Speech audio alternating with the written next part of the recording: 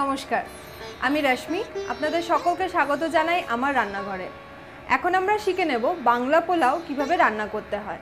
আর এই পদ শেখানোর জন্য আমাদের সঙ্গে আছে অনুসুয়া মিত্র। অনুসুয়াদি, নমস্কার। নমস্কার। আমাদের আগে বলে দিন, এটা রান্না করতে গেলে কি কি উপকরণ লাগছে? গোবিন্দভোগ চাল, তেজপাতা, গরম মশলা, নুন, চিনি, কাজু, কিশমিশ, গাওয়া ঘি। আচ্ছা, আগে কি করব? এবারে প্রথম আমরা চালের থেকে যতটা মাপের চাল তার দ্বিগুণ মাপের জল, সেটা আগে আমরা গরম বসাবো। আচ্ছা, এবার কড়াটা নেব। জলটা কি ঢাকা দিয়ে রাখবো? হ্যাঁ, তাড়াতাড়ি গরম হবে। আচ্ছা, প্রথমে আমরা কাজুটা ভেজে নেব।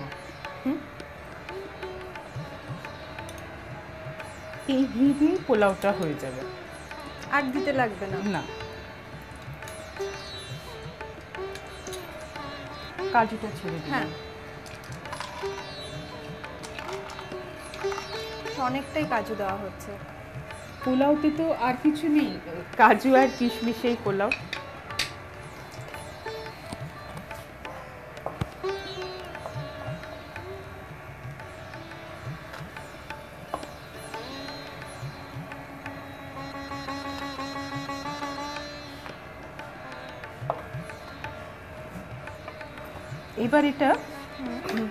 এবার আমরা একটু ফোড়নটা দেব।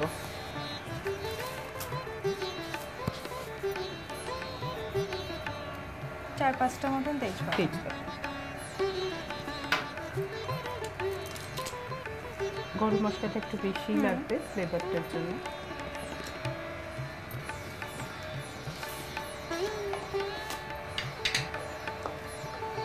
এবার চালটা দেব পুরোটা?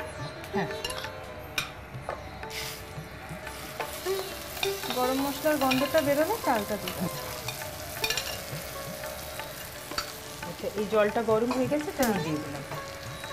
এতে একটু আদা বাটা দেবো, 1 চামচ মতো, নুন, মিষ্টি। আচ্ছা,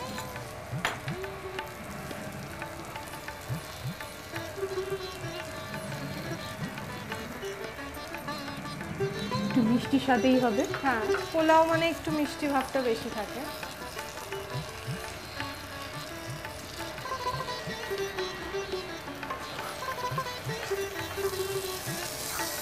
কতক্ষণ ভাজতে হবে এটা? এই চালের রংটা একটু সাদা হওয়া উচিত। এই চাল ভাজার গন্ধটা বেরোলো। হ্যাঁ, এবার এই চালটা আমি যে জলটা গরম করে রেখেছিলাম এইটা আমি ঢেলে দেবো। আচ্ছা।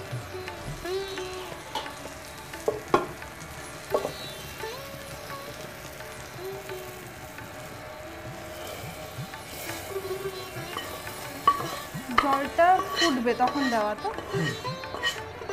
ফুটন্ত জলের মধ্যে চালটা দিয়ে দিতে হবে।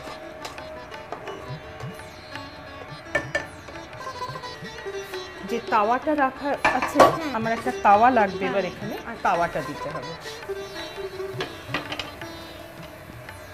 ফুল ফ্লেমে দিলাম, দিয়ে এটা তাওয়ার উপর বসে যাবে, দিয়ে এটাতে ঢাকা দিতে হবে। ডাইরেক্ট ফ্লেমে হবে না না। এটা? এটা এবার দেখে নিন এটা ফুটছে কিনা। ফুটে গেছে, হ্যাঁ।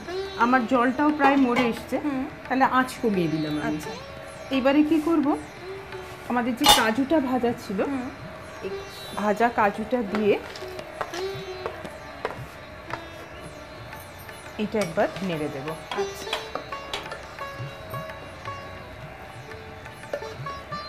ভালো করে পুরোটা মিশিয়ে নাও।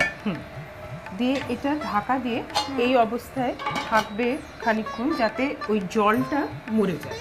আচ্ছা, জলটা মরে যাওয়ার পরেতে আমরা গ্যাস অফ করে দেব। এবার আমরা দেখে নেব এটা জলটা মরেছে কিনা। এটা জলটা দেখো শুকিয়ে গেছে, তাহলে কি আমরা এবার একটা গ্যাসটা বন্ধ করে দেবো। আচ্ছা। পোলাও আমাদের হলো, কিন্তু যেহেতু এটা দম পোলাও, এটা এখন দমে থাকবে 15 থেকে 20 মিনিট। 15 মিনিট তো হয়ে গেল। এবার দেখি এটা পোলাও রান্না হলো কিনা।